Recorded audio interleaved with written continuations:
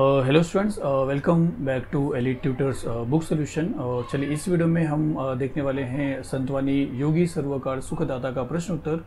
और इस संतवानी का एक्सप्लेनेशन का जो वीडियो है वो एलीट ट्यूटर्स चैनल पे अवेलेबल है और इस वीडियो के नीचे डिस्क्रिप्शन बॉक्स में भी उसका लिंक आपको मिल जाएगा। तो चलिए हम शुरू करते हैं डायरेक्टली प्रश्न उत्तर जो इस पार्ट में पूछा है, इस संतवानी में पूछा है।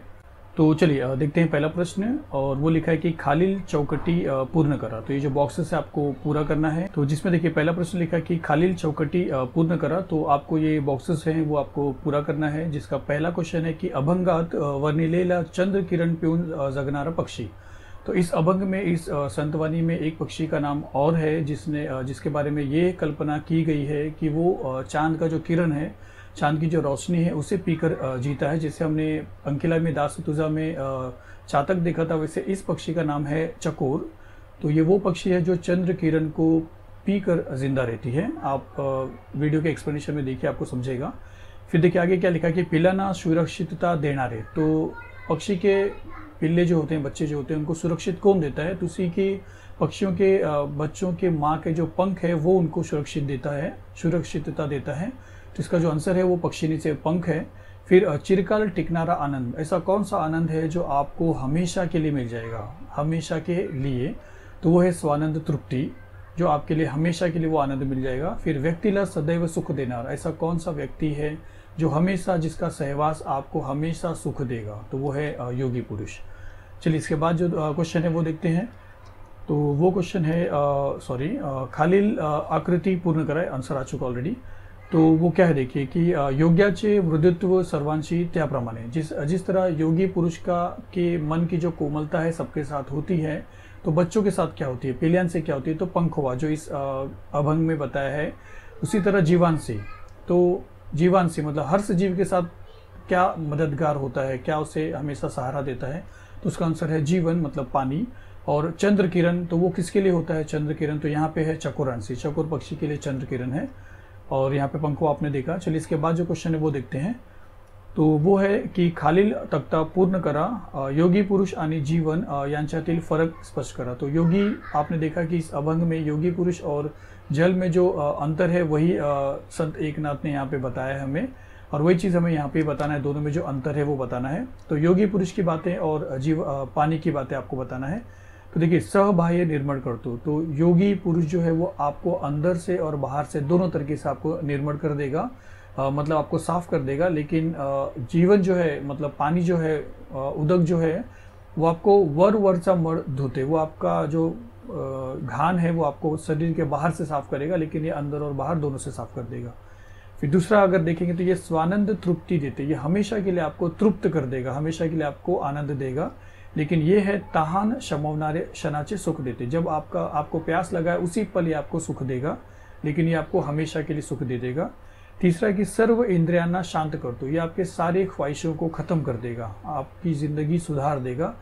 लेकिन ये फक्त जिभेला तृप्त करते, जब आप पानी को पियोगे, जब तक उसका जबान पे है तब तक आपको तृप्त देगा, लेकिन ये आपकी सारी ख्वाहिशें हमेशा के लिए पूर्ण कर देगा।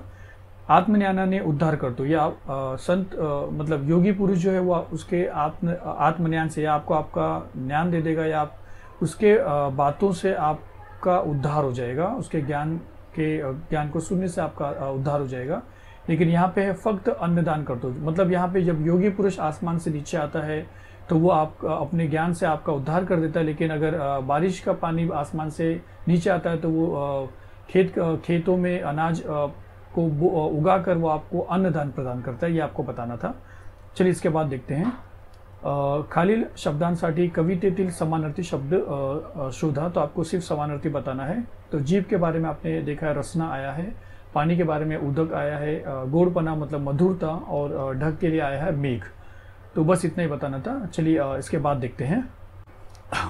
तो चलिए इसके बाद जो प्रश्न है वो है काव्य सौंदर्य, और उसमें आपको लिखा है कि खालील ओढींचे रस ग्रहण करा, आपको रस ग्रहण करना है। और जो ओढी है वो है कि तैसा योगियासी खालुते येणे, जे इहलोकी जन्म पावणे, जननेवी श्रवण कीर्तने निज ज्ञाने उद्धरी। तो इसका आपको रस ग्रहण करना है। आपको तीन मुद्दे में आपको बताना है, मैंने आपको बताया था। तो चलिए, पहला मुद्दा जो है वो आशय सौंदर्य है, जिसमें आपको ये बताना है कि कहाँ से इसको लिया गया, थोड़ा सा कुछ अगर बात है तो आपको बताना है। जैसे देखिए यहाँ पे लिखा है की वरील काव्य पंक्ती योगी सर्वकाळ सुखदाता या अभंगातून घेतल्या आहेत, ये आपको समझा रहेगा। संत एकनाथांनी पाण्याची आणि योग्याची तुलना करून, तो आपको मालूम है कि यहाँ पे इस कविता में, मतलब इस संतवाणी में यही हुआ है, दोनों में तुलना हुआ है। तो करून योगी सर्वश्रेष्ठ आहे हे पटवून दिले है, और हमको आखिर में ये बता के दिया है कि इन दोनों में सर्वश्रेष्ठ अगर कोई है तो वो योगी है, ना कि जल है। फिर उसके बाद आशय सौंदर्य के बाद हम देखते हैं काव्य सौंदर्य, और उसमें हमने लिखा है कि प्रस्तुत ओवी मध्ये, मतलब इसका अर्थ बताइए। तो योगी पुरुषाची महती सांगताना या गाताना संत एकनाथ म्हणतात, ज्याप्रमाणे मेघांच्या पाण्याने अन्न धान्य उगवते। जिस तरीके से बादलों के पानी जब जमीन पे आते हैं और उनसे अन्न धान उगता है, सर्व लोग तृप्त होतात और सब लोग खुश होते हैं, त्याप्रमाणे योगी या इह लोकात मानव रूपात जन्म घेतो। और उसी तरीके से योगी जो है वो आसमान से नीचे इह लोक में धरती पे आता है, मनुष्य का स्वरूप लेकर जन्म लेता है। और उसके आने से क्या होता है कि त्याच्या आत्मज्ञानाच्या श्रवणाने, उसके आत्मज्ञान से, उसके श्रवण से, उसके बातों से जनमानसाचा उद्धार होतो, हर इंसान का क्या होता है, कल्याण होता है। ये इसका मीनिंग हो गया। इसके बाद हम देखते हैं भाषिक वैशिष्ट्य। तो देखिए, मेघांचे रूपक घेऊन योगी खालुते येतात, ही कल्पनाच उच्च आहे। जिस तरह मेघ बारिश का रूप लेके आता है, उस तरह योगी पुरुष भी एक मनुष्य का रूप लेके यहाँ पे आता है। ये कल्पना ही कितनी बड़ी बात है। फिर देखिए, कविच्या भाषिक वैशिष्ट्यात, कवि के भाषिक वैशिष्ट में आपको यहाँ पे क्या देखने मिलेगा, जैसे येणे, पावणे, कीर्तने, निज ज्ञाने, इस तरीके का नाद एक सुनाई दे रहा है आपको, एक आवाज जैसा, राइमिंग जैसा बोला जाता है। तो ये एक भाषिक वैशिष्ट्य यहाँ पे दिखाई दे रहा है। तो आप यहाँ पे लिख सकते हो कि या शब्दांमुळे नाद माधुर्य निर्माण झाले आहे। तो ये आपको यहाँ पे बताना है। तो चलिए इसके बाद देखते हैं। तो देखिए, प्रश्न लिखा है कि योगी पुरुष पाण्यापेक्षा श्रेष्ठ आहे, हे तुमच्या शब्दात स्पष्ट करा। तो आप बताइए कि योगी पुरुष जो है वो पानी से किस तरह श्रेष्ठ है। तो चलिए उत्तर देखते हैं। प्रस्तुत अभंगात योगी पुरुष आणि पाण्याची तुलना केली असून योगी पुरुष हा पाण्यापेक्षाही श्रेष्ठ आहे, हे विविध दृष्टांतातून संत एकनाथ यांनी स्पष्ट केले आहेत। तो यहाँ पे आपको ये प्रस्तावना है, आपको लिखना है कि बस वो जो टेक्स्ट बुक के ऊपर लिखा था, बस वो प्रस्तावना यहाँ पे लिखा है। अब यहाँ पे हम बताते हैं एग्जाम्पल्स देके कि देखिए, योगी पुरुष पाण्यापेक्षा श्रेष्ठ आहे हे सांगताना ते म्हणतात, मतलब संत एकनाथ बोलते हैं कि पाण्याने वरवरचा मळ निघतो। तो पानी से ऊपर की जो मिट्टी है, बदन की जो मिट्टी है, नहाने से वो दूर होती है, पण योग्यांच्या ज्ञानाने अंतर बाह्य निर्मलता होते। लेकिन योगी पुरुष के ज्ञान से, उसके सहवास से आपका मन अंदर से और बाहर से, शरीर और अंदर से मन भी साफ हो जाता है। फिर आगे देखिए क्या लिखा है कि पाण्याने एकदा संतुष्टता मिळते आणि परत तहान लगते। पानी पीने से एक बार आपकी प्यास बुझेगी, लेकिन फिर से आपको प्यास लग जाएगी। पण योगी चिरकाल टिकणारी स्वानंद तृप्ति देतात। लेकिन योगी पुरुष आपकी प्यास हमेशा के लिए बुझा देगा। आपकी सारी जो इंद्र है वो सारी चीज़ों को ख़त्म कर देगा।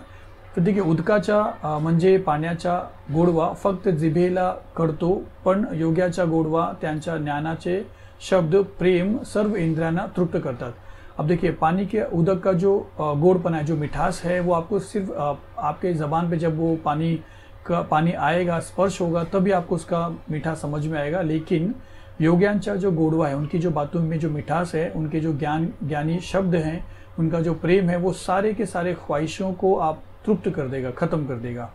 फिर आगे क्या लिखा कि मेघांच्या पाण्याने अन्न धान्य पिकते। मेघ जब बारिश बरसता है तो ज़मीन पे अन्न धान्य पिकता है, वह जनांची भूख भागते, और हर लोगों की जो भूख है वो चली जाती है, मतलब अन्नदान से। पण योग्यांच्या कीर्तनाने, लेकिन योगी के कीर्तन से, उसके श्रवण से, उसके बातों से, निज ज्ञानाने, उसके उनके बताए हुए बातों से, उसके आत्म ज्ञान से उद्धार होते हैं। हर इंसान का उद्धार होता है, त्यांचे पूर्ण जीवन सफल होते हैं। मनुष्य का पूरा जीवन उनकी बातों को सुनकर सफल हो जाता है। तो चलिए इसके बाद जो है वो देखते हैं।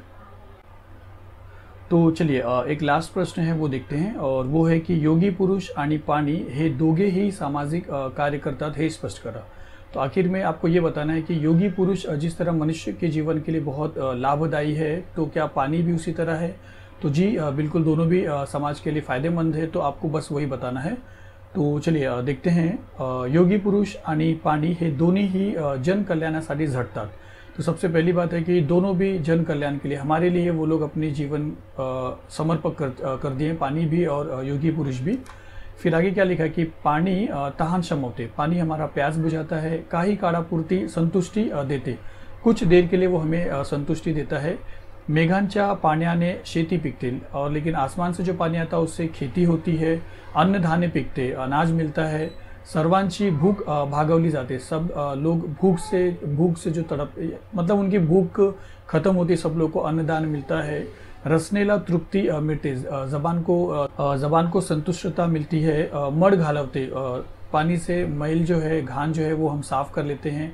स्वच्छता करते, वो साफ करता है। ये सारी चीज़ खूबियाँ हम पानी की देख रहे हैं जो हमारे समाज के लिए फ़ायदेमंद है। और आगे फिर योगी पुरुष के बारे में देखेंगे।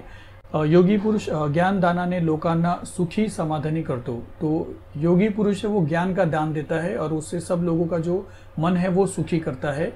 त्यांना कायमची तृप्तता देतो, तो पानी की जैसा नहीं कि थोड़ी देर के लिए तृप्तता देता है योगी पुरुष, वो हमेशा के लिए तृप्त देता है। आपको हमेशा के लिए किस तरह जीवन बिताना चाहिए उसकी सीख दे देता है।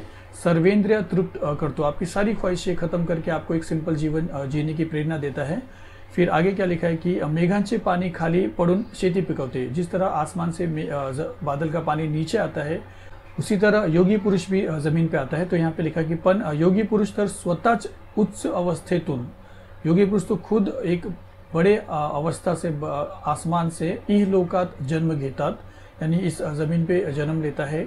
सर्व दीनांना, सब गरीब लोगों को, जनांना लोगों को, कीर्तन व आत्मज्ञान ने, अपने बातों से, आत्मज्ञान से चिरंतर हमेशा के लिए सुख दे देता है।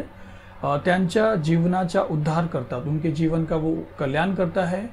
योगी पुरुष आणि पाणी दोघेही समाजासाठी अमूल्य आहे। तो योगी पुरुष और जो पानी है वो दोनों के लिए अमूल्य है, दोनों की कीमत ज़्यादा है। हालांकि इस संतवाणी में संत एकनाथ ने योगी पुरुष की श्रेष्ठता बताई है, लेकिन लास्ट क्वेश्चन के हिसाब से दोनों की भी महानता अमूल्य है। तो चलिए ये संतवाणी का प्रश्नोत्तर यहाँ पे खत्म होता है। मिलते हैं नेक्स्ट वीडियो में। धन्यवाद।